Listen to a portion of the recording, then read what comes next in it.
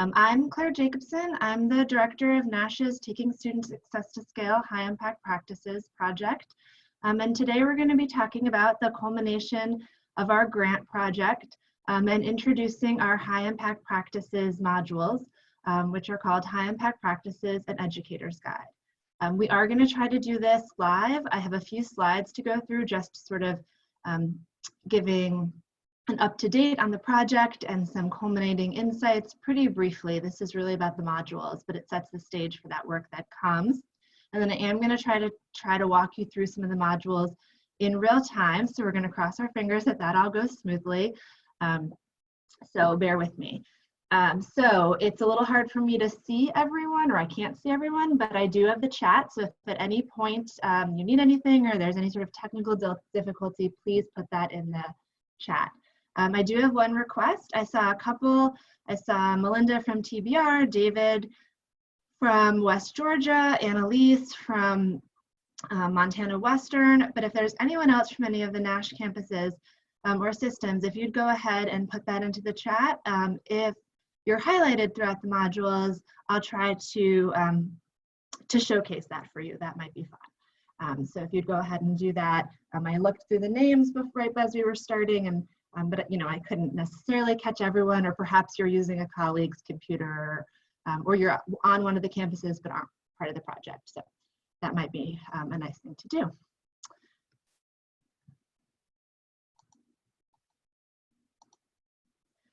So Taking Students to Success to Scale High Impact Practices was a Lumina-funded grant project that the National Association of System Heads started in 2017, and we are wrapping up at the end of this month.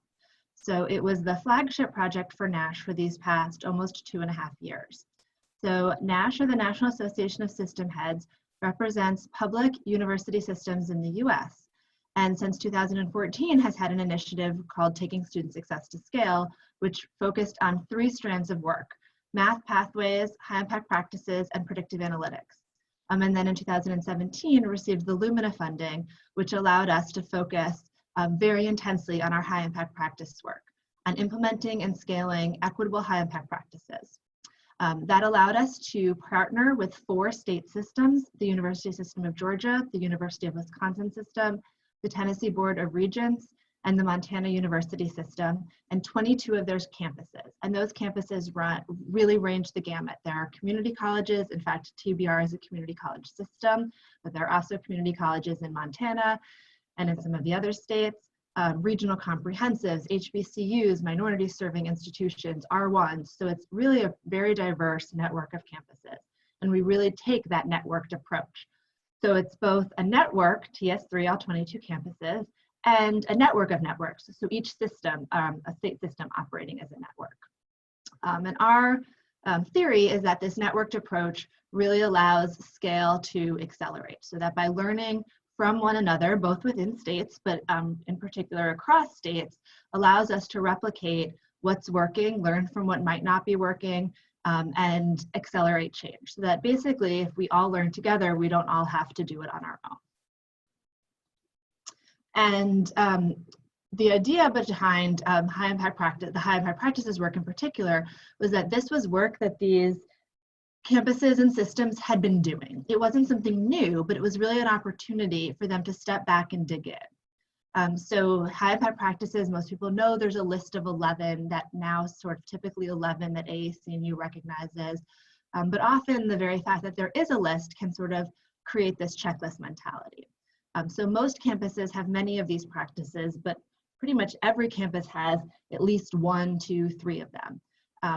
But what do you know about those practices? What do you know about who has access to those practices at the very least? But really more importantly, what do you know about the learning that takes place in those practices? And is that learning equitable? So those were some of the questions we were interested in this project, and in helping campuses and systems develop new or dust off tools for those to answer those questions.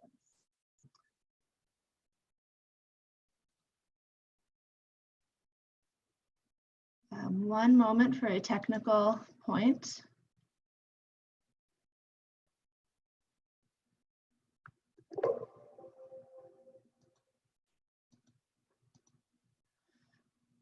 So this quote from the system, I think, really represents where we started and where we are now.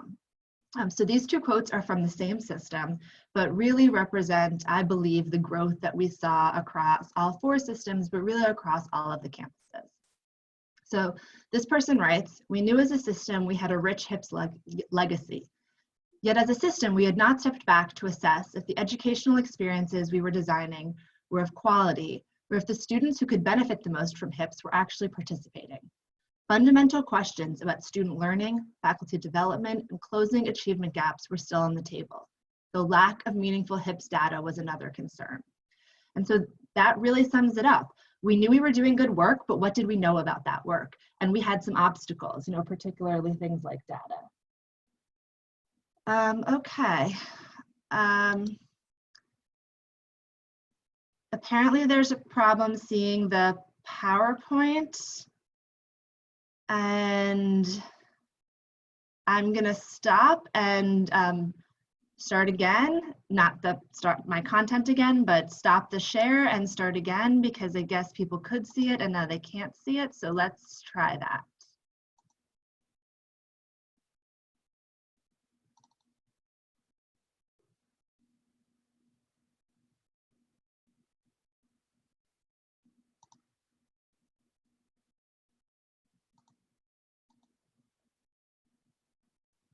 Okay, so now I guess you can see the PowerPoint.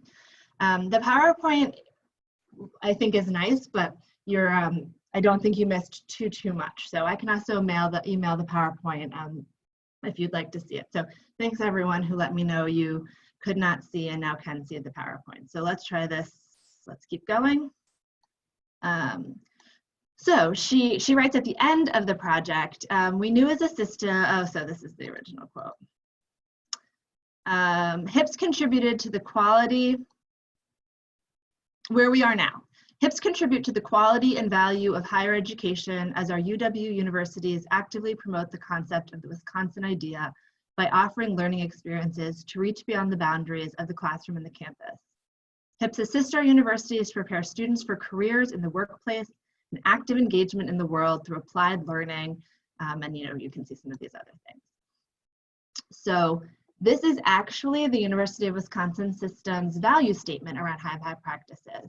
And the very fact that they have a value statement, I think, really reinforces the importance that HIPS has risen to in the system. So HIPS is now part of the strategic plan for all 4 of the systems. And as you can see, the University of Wisconsin system has this value statement. So basically we've moved from that earlier statement of, we know we're doing great work, but we have these very large unanswered questions. So these aren't small questions. What are students learning? We're missing data. Is this equitable? To this is now part of the framework of our student success efforts, and we have a mission statement around it. And it's not that we now have answers to all of those questions, but when something becomes part of your strategic plan and you have a mission statement around it, that means you have goals around it. And that, implies you're going to have sustained intensive effort around it. And so there's now a much better chance that we will have answers to those questions. So this is, I think, a good demonstration of where we've come in 2 years. And I don't think I have to share with you that 2 years is a pretty short period of time for campus-based projects. So I think this is really tremendous what the systems and campuses have done in 2 years. So I'm just going to briefly go through a few of the principles that really guided this work and sort of where we started and where we are now. Just take a few minutes to do this because these are really the principles that then lead into the modules. The reason we created these modules is because we felt that a lot of really good learning came from this project. But as often happens with grants, we didn't want this to sort of disappear into the ether or to, leave with me and with the other system leads as we go on to do other work. And so we wanted to come up with a way that we could share this forward with the existing systems and campuses, but also with the larger NASH and higher ed community. And so the modules you're going to see are very much organized around these principles because these are the principles that organize the grants and the things that we found to be very important. So the first is equity. Equity was an important part of this grant from the beginning, but as one of the participants said, she felt that we moved from integrating equity to leading with equity, and I think that's very accurate. Often in the beginning, it was, well, what are we going to do about equity? And by the end, it felt like people were really foregrounding that. And so when we look to the modules, we try to say, how can you do that as well? Sort of like, how can you take the lessons that it took us 2 years to learn and get kind of a jump start? Another is a focus or a refocus on assessment. Typically, if campuses were collecting data about HIPS, it was counts. Who was participating in an experience, but beyond that, very little was known. So really rethinking assessment, what sort of assessment processes need to be in place to know if student learning is taking place and if that learning is equitable. And also thinking about assessment by HIP. So what is it you want students to learn from, say, service learning? And then how will you assess that versus very course-based assessment? So you might have service learning in your course, but that would be different than as a program you're committed to service learning for an outcome you've identified. So because you want to improve students' sense of a member of a community, the university community or the larger community. You want to improve their cross-cultural communication skills. There's a whole variety of outcomes you could identify, but this is really rethinking assessment. And sometimes this was a bit uncomfortable for people who are, particularly for faculty, who are much more comfortable with course-based assessment. Another one was, rethinking definitions of quality. And this is tied into equity. You really can't have high quality HIPS if you don't know that those experiences are equitable. So a story here is we had a campus who had an award-winning high impact practice. They were actually nationally recognized for this.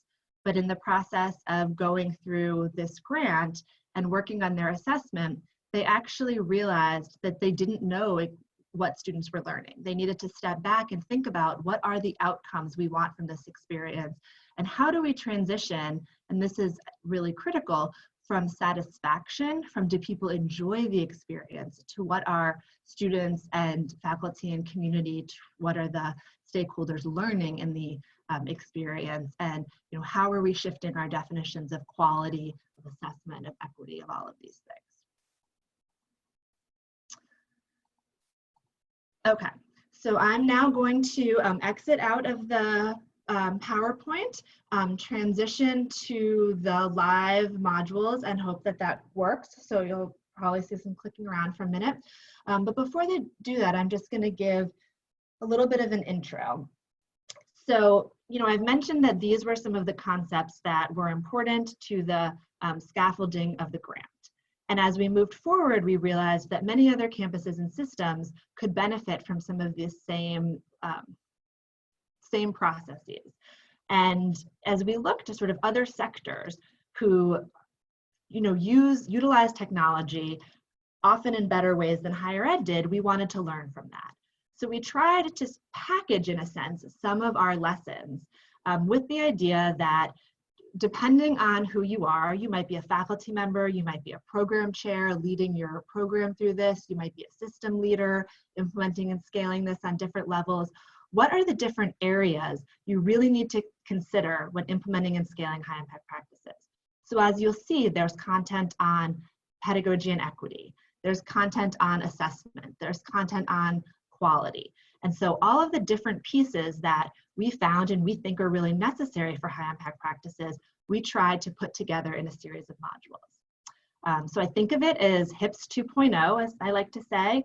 My assumption is that if you come to this, you know something about high impact practices. This isn't your, your very first Google for the term, but this isn't the graduate degree either. This is to really help you think about the series of questions and issues you should be considering when implementing and scaling a high impact practices project. And the audience really ranges from an individual faculty member to a program chair who's guiding a program or a department through this, to someone at the system level. We do encourage that this be done beyond the level of the individual faculty member, because we want that great work that's being done by an individual faculty member to get out of that one classroom, because that's how you get scale. But at the same time, if you're an individual faculty member and you've been sort of assigned to implement HIPS and are feeling very overwhelmed, and that happened often in this project, this is a set of materials that we think will help you think about the things you need to be successful, and questions that you can then go to your leadership with, whether that's your chair, your provost, whomever, and ask. We actually have some examples of people who did just that. So I'm now gonna exit off this crazy chalkboard slide, transition to the modules, and so please be patient for one moment while you see some strange things pop up.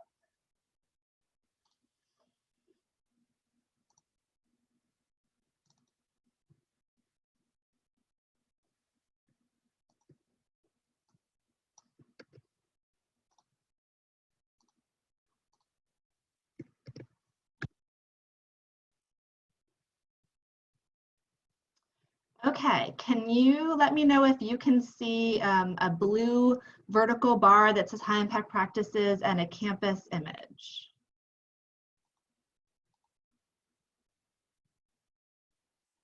You cannot see it. Okay,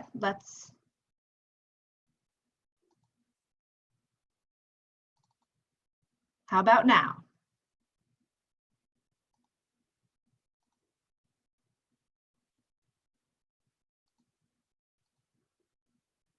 Yes, many yeses. Great, wonderful.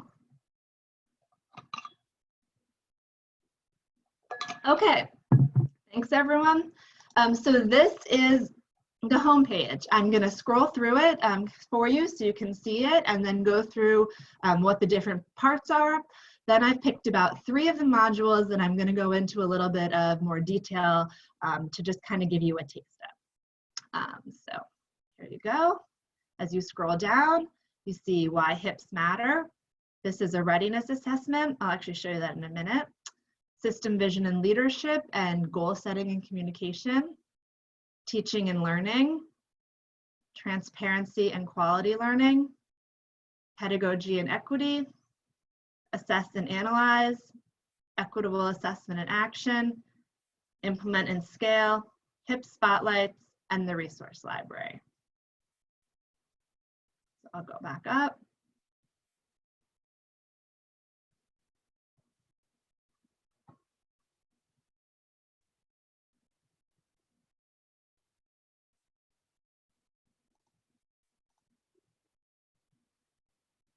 And I'm going to now click into the readiness assessment. So this has 9 questions that help you do a self-assessment. So you could do this as an individual, you could do this as a team, a mixed team, as a system team. Really encourage you to do this as some kind of team, but you can do this in whatever grouping you're working on. So I'm just going to sort of arbitrarily answer these, but you can see the different categories mapped to where you are. So this one's implement and scale, and they're helping you think about where you are in implementing these. So for teaching and learning, do you have limited professional development? Do you have professional development? You have it for both faculty and staff. You have campus rewards a culture of innovation. So they're a little bit more detailed than that, but you kind of get the idea. It's asking you to think about, where are you really? How is assessment on your campus? For analysis, do you really have little or no data disaggregation? Is data collection analysis really one person or one small group's responsibility? As we're moving maybe a bit more sophisticated, are you disaggregating by multiple stakeholders, and are multiple people involved in it?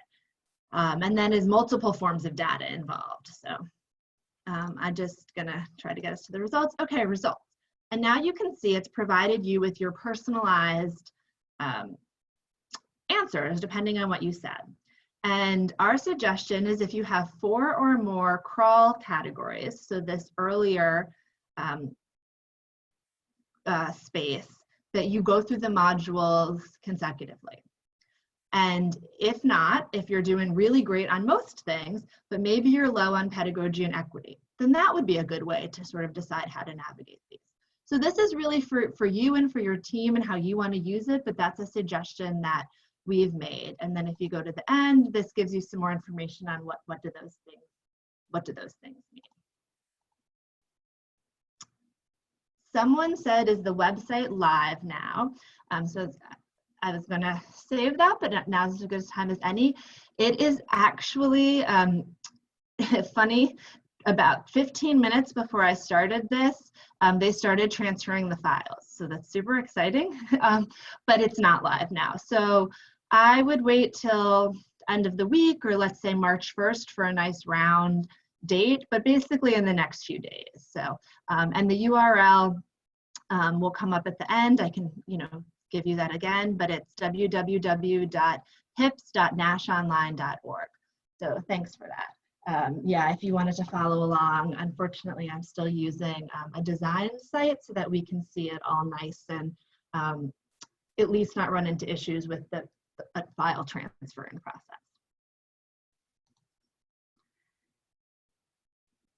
I'm now going to look through why hips matter, just give you a little bit of idea of what you can see. So I'm going to do something similar, just kind of scroll, let you kind of take a nice look at it. Okay, and I'm now going to enter into what are high impact practices. And this just really gives you an idea of what some of the content looks like. So here you can see this navigates by this left-hand slider. There's different content to read. And this navigates as more like a paragraph format. So throughout the different modules, these different sort of activities are replicated, but there's a variety of ways to portray content. And then I'm sure this gentleman is familiar to most people. This is a video of George Koo discussing hips and student success. So I'll play a few seconds of this for you. Powerful aspect of high impact practice is that we've got plenty of data, not just from the National Survey of Student Engagement, where this all began in 2006, but we now know that students who've had at least one, and the data are even more convincing if they have multiple high impact practices over the course of their collegiate experience. They're more likely to stay and finish what they start. There's evidence that the learning is deepened by that they themselves see the relevance of what it is. Also, so you get the idea. This is a video of George talking about why hips connect to student success. Then this is what we call the Jeopardy board or the memory game. You can see there's 12 similar looking, these are called poster images, and everyone is answering the question, why hips matter. So we basically asked everyone we interviewed the question, why do hips matter to you? And people gave a whole range of answers. Some people gave very personal answers. Some people gave sort of, it matters because of this policy initiative. People gave answers related to a student they had, just very much a range. But something you might want to consider if you're using these modules is showing this to people and then having them do it themselves. So as sort of a flipped classroom type thing, if you're running a professional development. And that could be at a department level if you're a department chair, that could be if you're a teaching and learning center, a system level. So whenever I say this, it can be whatever group you're personally working with. But that could be a way of people to start getting this answer and then to share it with their own group. Particularly if you're going to do some of the later exercises where you're defining your own version of some of these things, I think getting some people's answers as a jumping off point can be really nice. So then here's just an example of one answer.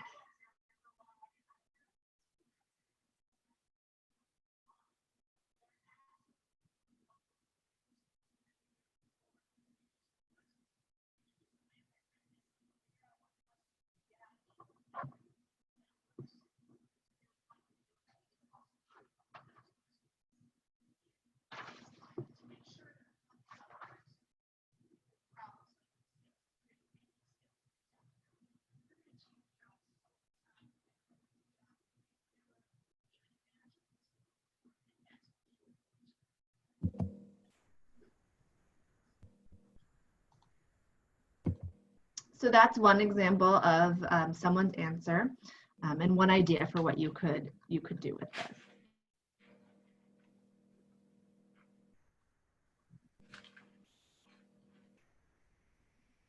Unfortunately, I can't really do anything if you're having trouble personally hearing the video, but you should be able to hear it if you go and replay it. So I know at least one person's having some trouble hearing. So I just wanted to show you their videos. We won't watch too many more. We won't watch any more, but there's actually not a way for me to make them any louder in this demonstration.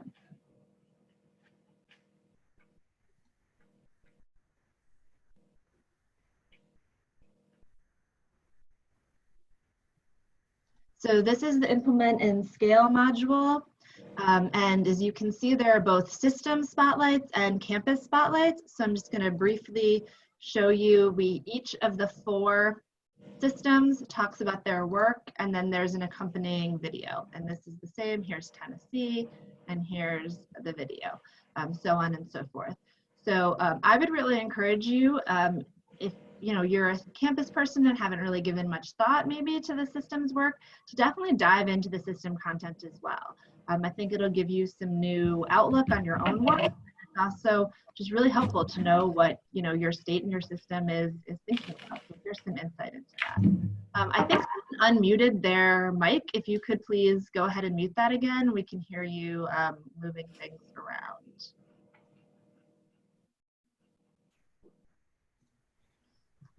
And then here are the campus spotlights.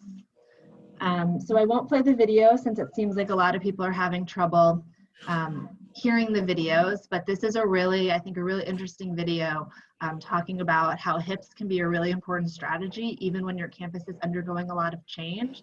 And I know many people can relate to leadership change on a campus. So I'd encourage you to check that out. And then you can just see we have a whole variety of campuses talking about their here. I know West Georgia's on the call. Here's West Georgia talking about their strategy for implementing and scaling. Here we go. And then I won't click out to the links, but you can you can maybe as I was scrolling through, you could see there's just a ton of resources also linked. And then here is kind of just a pretty visual, I think, of displaying content. So West Georgia had a series of 8 lessons that they learned from their implementation work that they can share with other campuses. And this is just, I think, a really pretty way of doing this. So again, if you were leading a professional development of some sort, you could show just one of the 2 campuses' lessons learned and ask people what resonated, what would be the lessons on their campus, things like this. But I also just think it's a pretty representation. And then we have a similar one from one of our other campuses in Wisconsin this time, similar. Here at the bottom, I'm sure Carol is familiar to many of you. You may have heard her speak. I won't play it again because people said they're having trouble with it, but she is giving lessons learned from her perspective on implementing and scaling successful high impact practices. I'm now going to go to the pedagogy and equity module just for a couple minutes, and then I'm going to show you what I think is sort of some fun, kind of new and emerging HIPS, and take some time for questions. Pedagogy and equity. This is another activity I think could be really beneficial to do as a team. So a lot of campuses and systems are thinking about a definition of equity. And here are 7 campuses who have a working definition of equity. So before you did this exercise, if people did this on their own, or if you did it as a group and, first hour of your session, and used it as a jumping off point. How could you use this content in those kinds of ways? But here's the Montana University System's draft version of equity, University System of Georgia. So there's a variety of campus and systems. Savannah State, so we have an HBCU. This is a community college, a tribal college. Green Bay, Chattanooga State. So a whole variety of campuses all over the country, well, all over the country represented by our project. I then also want to highlight this equity in the classroom resources. So you can see everything that's a hyperlink, links out to a resource. One thing we found that was really challenging in talking about equity was talking about what equity means in the classroom. You know, how do you teach in an equitable manner? And so we tried to gather some resources for that. And that is, you can see some of these here and in this equity and HIPS. And then there's a reflection as well, and here's a variety of more resources. And then here's a variety of participants in the project reflecting on what did it mean for them to teach equitably in HIPS and lessons they learned. So this participant is talking about the fact that she thought that she had designed a really equitable project, a really equitable process, and then she had some awakenings, and how did that help her sort of open her mind and reconfigure some of the things, some of her assumptions. So really great, some of the things people shared. And here's some other campus perspectives.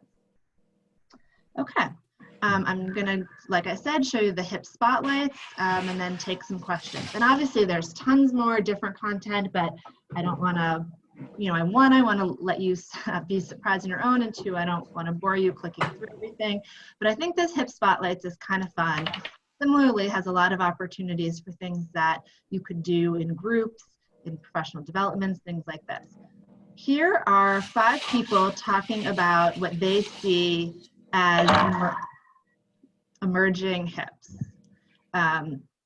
So we have a variety of people talking about other things that can be considered HIPs, because we really want to stress that it's the outcomes that are important. It's not that specific list that's important. So it's, I think this content is really interesting, just to hear what are some other things that can be HIPs. Here we have a variety of campuses answering a whole series of questions about what makes the experience that they're doing high impact. So why is it not just, why is ePortfolio at Montana State a high impact practice? And so they all answered the same series of about 10 questions. And then there's also a blank worksheet if you want to go through the same process. And then down here, we've got what's HIP on your campus. And again, this is some unexpected HIPs. So University of Montana Western has what they call Experience 1. They do 3-week semesters and just have some really interesting programs and majors. So you can see here glass blowing as a HIP, soil science as a HIP, just some really neat stuff that'll hopefully get you thinking creatively too, even if your campus doesn't have a glass blowing major. Same thing with Whitewater. They have media and game design, the Fed challenge, where students participate in an economics challenge. So I just encourage you to check out this last section. I think there's some gems sort of tucked away in here. Okay, I'm gonna open it up to questions you have. I'm happy to show you some of the other modules. Again, this will be freely available within a few days. It is free. It's available, we encourage NASH members to use it, but it's freely available to anyone in the higher ed community or ed community. There is a Creative Commons license on it. If for whatever reason you would need to use it outside of this license, which would basically probably mean you have a paywall, we just ask that you contact Rebecca and see if you can make some sort of arrangements. And we put the license on it really to protect our partners. We don't want someone who did a video to see themselves pop up somewhere unexpected. But we want the content to be used widely. We want it to be of use to people. So please share it, please use it. And let us know if you have ideas for how it can be used. So we've got a good amount of time if anyone has any questions.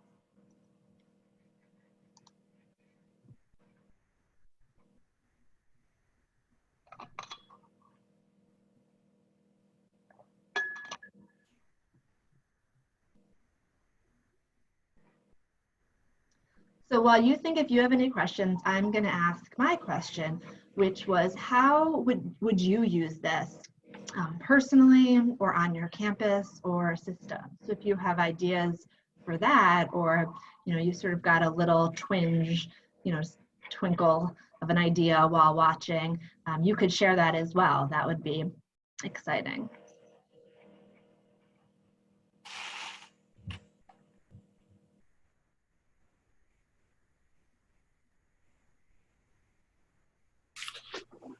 Claire, this is David Newton at West Georgia. Can you hear me? I can, yeah. Hi, David. Hey, it's really a great work. It really is a lot of stuff here. We look forward to spending some time looking through it. I think it's a great way for us to continue to share with folks around campus to help to educate them about what HIPs are. And I know we have an emerging Leap State Georgia consortium that's working to kind of expand understanding about HIPs across the state and some of the other institutions, so I could see it being very useful for that as well. That's great. Yeah.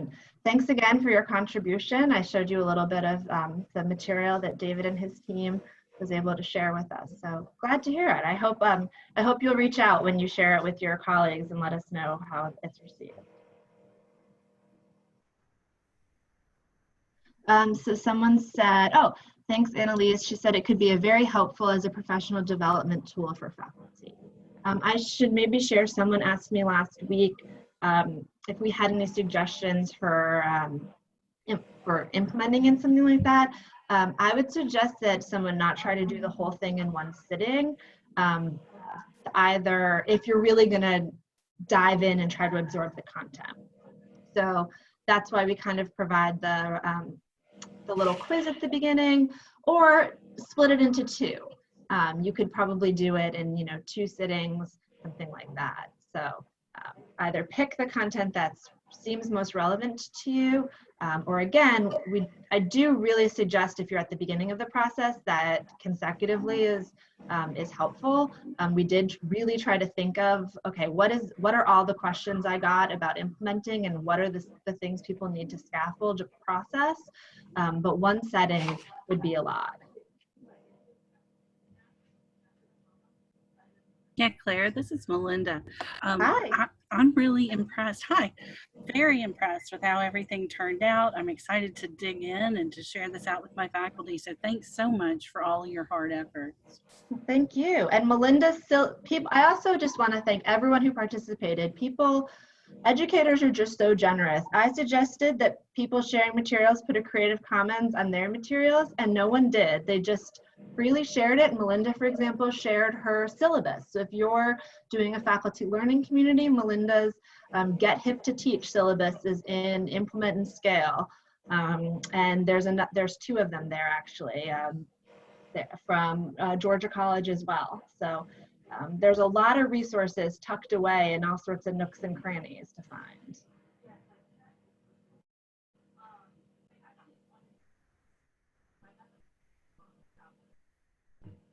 Someone said that if they added an assessment tool, it could be an online professional development for their college. Would you mind sharing, would that be with faculty? Or are you teaching prospective faculty? I'm just curious about your thoughts there.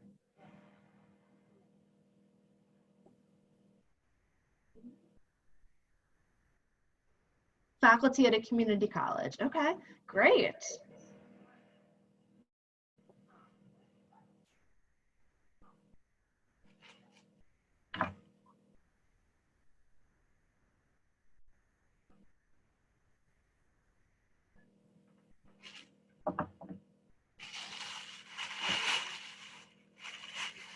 Okay, well, if anyone has any questions, does anyone have anything they want to see, or any questions they want to ask about really anything, functioning or use or timeline?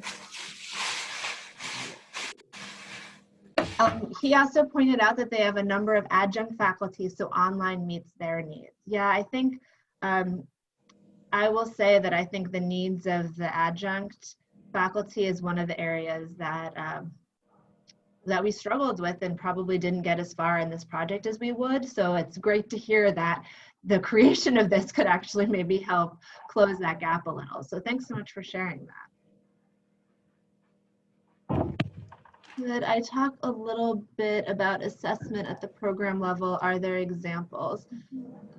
Yeah, so there are a couple of good videos from, I'm sure many of you are familiar with NILOA, the National Institute for Learning Outcomes Assessment. So Natasha provides some content, and we also provide 2 modules on assessment. Let me just, give me 1 second here. Okay, so this first one is really more of a foundations or an overview for assessment. It talks a lot about writing outcomes. So a big focus of ours is that it's not about the HIP, it's about the learning outcome. So often I would get people, reaching out to me very stressed because they didn't know how to assess service learning, or fill in the blank with your favorite HIP, right? They didn't know how to assess study abroad. But that was because they didn't know what they wanted students to get out of that experience. And once you figure that out, it's not that assessing is easy, but it's that there's a process for it. It's not that dissimilar than any other assessment process. So that's really the theory we took here. It's the same one we took in the project, a focus on what is the outcome you want to get from this, and base your assessment around that. It does sort of lead to the one thing these modules aren't based around is they're not specific HIP focused. We do have some resources in the resource library, we do have some throughout, but we don't have 11 different parts talking about each HIP. And that's for 2 reasons. One, there's already good content, a good association or organization for pretty much each HIP, and we do link to those. And the other is really to try to shift away from a focus primarily on the HIP as the thing, and more on the learning. So service learning, you could be wanting students to get communication or writing skills, and you would assess that differently from community engagement, which is what maybe people more naturally think of in community-based learning. So that's kind of the overview. And then, so this assessing HIPs is an overview. It sort of says exactly what I just said. Writing learning outcomes walks you through learning outcomes. And then I'll show you this. This lets you actually write learning outcomes. So if I typed in each of these boxes, and then at the end, you actually click print. You don't have to print. You can save it as a PDF. It would let you save what you had done. So either if you were, an individual doing this, you could walk through the process of doing this, or as a group, if you were doing it, and, you had it on a big projector or whatever, you could save your work at the end. You would have a real life capture of it. And then here's an example of a campus with an outstanding process. Some more things, and then I'll take you to this one. This is a little bit more advanced, I suppose, and it really focused on what is equitable assessment, because we strongly believe you can't have one without the other. And it also talks about data use a lot more. A lot of campuses collect data that they don't use or they can't use, and often it's because they don't know why they're collecting it. It's not collected with a clear intention.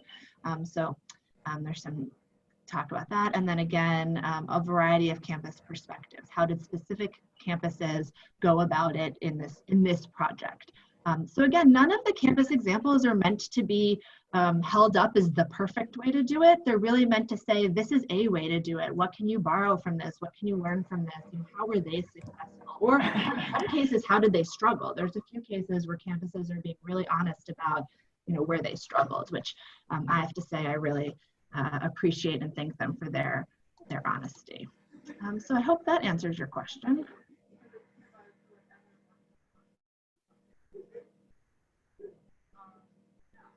Okay. Oh, yep. Thank you for taking a deeper dive. I appreciate the focus on student learning. You're welcome.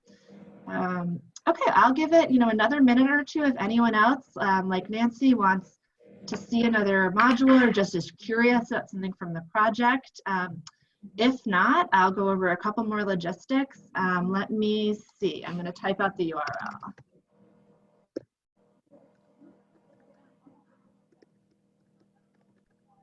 This way I don't have to flip the screen again, which is probably better for everyone. There's the URL. You will be getting an email when it goes live, so that will be there again. Again, in the next few days, or Monday, if you just want to be very conservative. Please share it with colleagues, colleagues within or outside of NASH. Again, free. And we just ask that if you need to share outside of that license, you contact Rebecca, but that could also be arranged. I think that that's everything from a logistics standpoint. If you have any questions, this is my email. My last day is Friday, so please send questions in the next, say, 48 hours. And then Rebecca's email is the same, but her first name instead of mine, so just so you have it. I know she would be happy to answer questions after Friday.